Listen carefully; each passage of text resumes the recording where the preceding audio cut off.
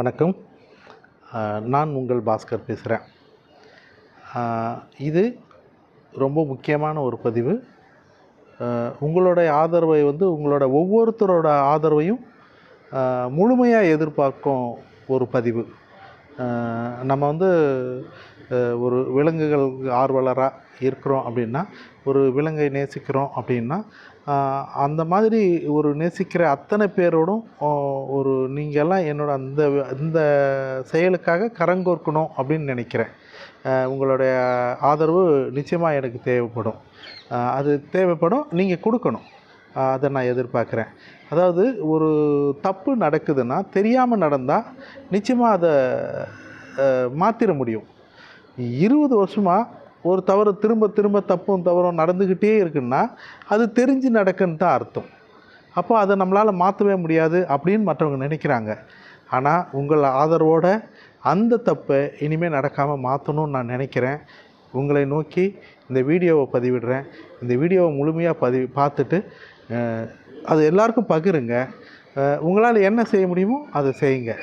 வாங்க வீடியோக்குள்ளே போகலாம். சென்னை பெருமாநகராட்சியோட கருத்தடை மையத்தில் நடந்த ஒவ்வொரு அவலங்களையும் நம்ம வீடியோவாக பதிவிட்டு இருந்தோம்.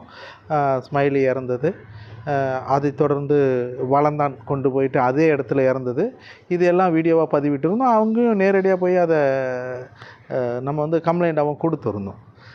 அப்படி இருக்கும்போது அந்த பிரச்சனை தீர்ந்துடும் அப்படின்ற மாதிரி நான் நினச்சிட்டு இருக்கும்போது சமீபத்தில் 12/9/2024 அன்றைக்கி ஸ்ரீலட்சுமி நகர், வலசரவாக்கம் ஸ்ரீலட்சுமி நகர் 3வது தெருவில் அந்த தெருவுக்காரங்க கம்ப்ளைண்ட் கொடுத்தது பேரில் அந்த லேப் கிராஸ் அப்படின்ற ஒரு வீடியோவை, அந்த நாயை நீங்கள் அந்த வீடியோவில் நிறைய பார்த்துருப்பீங்க. அதோடு சேர்ந்த கருப்பன் அப்படிங்கிற ஒரு நாயும் சேர்த்து கருத்தடை பண்ணுறதுக்காக பிடிச்சிட்டு போயிருந்தாங்க. அந்த கருப்பனோட டோக்கன் நம்பர் 260. இதை ஞாபகம் வச்சுங்க. அவங்க பிடிச்சிட்டு போன தேதி 12/9/24. 3வது தெருவுலேருந்து பிடிச்சிட்டு போயிருந்தாங்க. இந்த தகவல் எனக்கு அடுத்த நாள் தான் தகவல் தெரிஞ்சது. தெரிஞ்ச உடனே மனசு பதறிடுச்சு. இதெல்லாம் நான் பல வருஷமாக சாப்பாடு போட்டுருக்கு. லேப் கிராஸ் அது குட்டியை தூக்கிட்டு என் பிள்ளைக்கு சோறு போடணும்னு கேட்ட ஒரு நாய். இது இந்த மாதிரி என்னோட ஸ்மைலி மாதிரி இறந்துடக்கூடாது, வளந்தான் மாதிரி இறந்துடக்கூடாது அப்படிங்கிறதுக்காக நான் பதறி உடனடியாக நான் அவங்க டாக்டர்கிட்ட பேசி அங்கேருந்து அவங்கக்கிட்டேருந்து அங்கே தடுப்பூசி போட மாட்டாங்க. அந்த மற்ற எல்லா நோய்களும் வர்றதுக்கான தடுப்பூசி போட மாட்டாங்க. அதனால் நான் தடுப்பூசி வாங்கி கொண்டு போய், அவங்களே எழுதி கொடுத்த அந்த தடுப்பூசியை வாங்கி கொண்டு போய் என் கண்ணு முன்னாடி அவங்களுக்கு அந்த 2 நாய்க்கும் தடுப்பூசி போட சொன்னேன். அங்கே எல்லா நாய்க்கும் நமக்கு போடணும்னு என்ன இருந்தாலும் அது அரசாங்கம் தான் செய்ய முடியும். ஒரு அறையிலே 8 நாய் 10 நாய் இருக்குது. ஆனால் அந்த 2 நாய்க்கு மட்டும் என் கண் முன்னாடியே தடுப்பூசி போட்டாங்க. தடுப்பூசி போட்டு சரி ஆப்ரேஷன் பண்ணி குணமாகி நல்லா வந்துடுவாங்க அப்படின்னு நினைக்கும்போது இன்றைக்கி தேதி 19 இன்றைக்கி வருது அப்படின்னு சொன்னாங்க. நான் போய் பார்க்குறேன், அந்த லேப் கிராஸு ஒரே நாயை மட்டும் இறக்கி விட்றாங்க. அப்போ கருப்பன் வரல. கருப்பன் எங்கே அப்படின்னு கேட்கும்போது அவங்க டிஸ்சார்ஜ் பண்ணலை அப்படின்னு தகவல் சொல்கிறாங்க. இல்லையா, அதுக்கப்புறம் நமக்கு ஒரு சந்தேகம் ஆண் நாய் தானே முன்னாடி வரும், பெண் நாய் வந்திருக்கு, ஆண் நாய் ஏன் வரல, எங்களுக்கு தெரியாது, டிஸ்சார்ஜ் கொடுத்தா நாங்கள் கொண்டு வர போகிறோம், பிடிச்சிட்டு போகிறது எங்கள் வேலை, அதுக்கப்புறம் டிஸ்சார்ஜ் கொடுத்தா தான் நாங்கள் கொண்டு விடுவோம், எங்களுக்கு தெரியல அப்படின்னு சொல்கிறாங்க. நீங்களே சொல்லுங்கள், யார் 2 நாயை எடுத்துகிட்டு போகிறாங்களோ அந்த 2 நாயை கொடுங்கன்னு சொல்லிவிட்டு அங்கேருந்து கேட்டு வாங்கிட்டு வரணுமா இல்லையா? அப்போது எங்களுக்கு அது தெரியாது. அவங்க டிஸ்சார்ஜ் போட்டால் நாங்கள் எடுத்துகிட்டு வருவோம், இல்லை அப்படின்னு ஒரு பொய் சொல்கிறாங்க. அப்போ எனக்கு அங்கே சந்தேகம் வருது, ஏன் இந்த மாதிரி ஒரு விஷயம் வந்திருக்கு அப்படின்னு சொல்லிட்டு இப்போ அங்கே கருத்தடை மையத்துக்கு ஃபோன் பண்ணி கேட்டோம்னா அந்த நாய் ஓடி போச்சு அப்படிங்கிறாங்க. இது ஏற்றுக்கிற பதிலாக என்ன பதில் ஒன்றுமே புரியல. என்ன தவறு நடக்கும்? எப்படி ஒரு கருத்தடை மையத்தில் இருந்து ஒரு நாயை இங்கேருந்து தெருவில் 10 வருஷமாக அவன் ராஜா மாதிரி வாழ்ந்திருந்த ஒரு நாயை ஓடி போச்சுங்கிறாங்க. அதுவே அவன் வாழ்ந்திருந்த அந்த 4வது தெருவுக்குள்ளே இவங்க 10 வருஷமாக போய் பிடிக்க ட்ரை பண்ணுறாங்க. அந்த மக்கள் அவனை 10 வருஷமாக பிடிக்கக்கூடாதுன்னு சொல்லிட்டு இருக்காங்க. அவன் எங்கள் ராஜா, அவன் கருப்பன் எங்கள் தெருவுக்கு ராஜா, அவனை பிடிக்காதீங்க, நாங்கள் பார்த்துக்குறோம் அப்படின்னு சொல்லிட்டு பல முறை அவனை ஏற்றுனவனை அவங்க இறக்கியிருக்காங்க.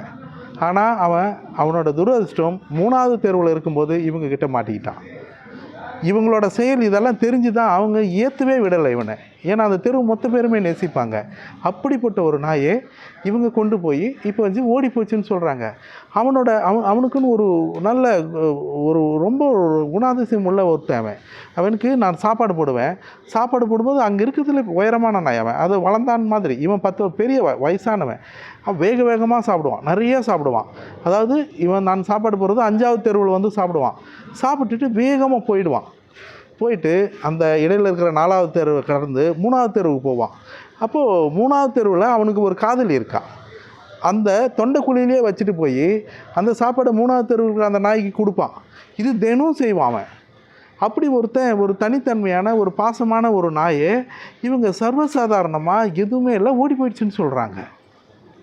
இது எந்த வகையில் ஏற்றுக்க முடியும்னு எனக்கு தெரியல. இவங்க மேலே என்ன நடவடிக்கை எடுக்கிறதுன்னு தெரியல. எத்தனை முறை சொன்னாலும் அவங்க திரும்ப அதே தப்பு செய்கிறாங்க. 20 வருஷமாக ஒவ்வொரு நாய் இறக்கும் போதும் ஒவ்வொரு நாய் முடியாத இருக்கும்போதும் அவங்கக்கிட்ட போய் ஒவ்வொரு முறை கம்ப்ளைண்ட் பண்ணுறேன். இதே தான். நான் ஒரு காலத்தில் நாயை நிறைய ஷிஃப்டிங்கில் விடுவாங்க. அந்த மாதிரி வந்து ஷிஃப்டிங்கில் விட்டுவதெல்லாம் நாய் திரும்பி வரணும்னு கேட்டிருக்கேன். அதுக்கப்புறம் அப்போ நிறைய சிடி வந்திருக்கும். அந்த டைமில் கேட்டிருக்கேன். ஒவ்வொரு முறையும் மாறுன்னு பார்த்தா இன்னும் 20 வருஷமாக எந்த மாற்றமும் இல்லை. அதே போராட்டம் தான். தயவு செஞ்சு இந்த போராட்டத்துக்கு ஒரு முற்றுப்புள்ளி வைக்கிறதுக்கு எல்லாரும் ஒரு முதல்வருக்கு ஒரு மனு போடுங்க, விலங்கு நல அமைப்புக்கு ஒரு மனு போடுங்க, முடிஞ்சால் வந்து மத்திய அரசாங்கத்தோட விலங்கு நல இதுக்கு வந்து மனு போடுங்க, சென்னை கார்ப்பரேஷனுக்கு மேயருக்கு ஒரு மனு போடுங்க. எல்லாருக்கும் ஒவ்வொரு விஷயத்தை இந்த தகவலை நீங்கள் அந்த கம்ப்ளைண்ட் நம்பரும் அந்த டோக்கன் நம்பரையும் வச்சு நீங்கள் மனு கொடுத்தீங்கன்னா இதுக்கு ஒரு தீர்வு கிடைக்கும்னு நான் நம்புகிறேன். இது உங்களோட ஆதரவோட இந்த வாயில்லாத ஜீவன்களுக்கு நல்லது நடக்கும்ன்ற நம்பிக்கையோட இந்த வீடியோவை பதிவிடுறேன். ஒவ்வொரு நாளும் ஓடிக்கிட்டே இருக்கும். அது நல்லா வரணுங்கிறதுக்காக எவ்வளோ சூழ்நிலை இருந்தும், மோசமான சூழ்நிலை இருந்தும், எவ்வளோ வேலைகள் இருந்தும் இது எல்லாத்தையும் விட்டுட்டு நான் போயிட்டு அந்த தடுப்பூசி வாங்கி கொண்டு போய் அவங்க நல்லா வரணும்னு சொல்லி அதை கொடுத்து தடுப்பூசி போட்டு வரும்போதுமே இந்த மாதிரியெல்லாம் நடக்குது. அப்போது தேவைகள் ஓட்டம் நிறைய இருக்குது.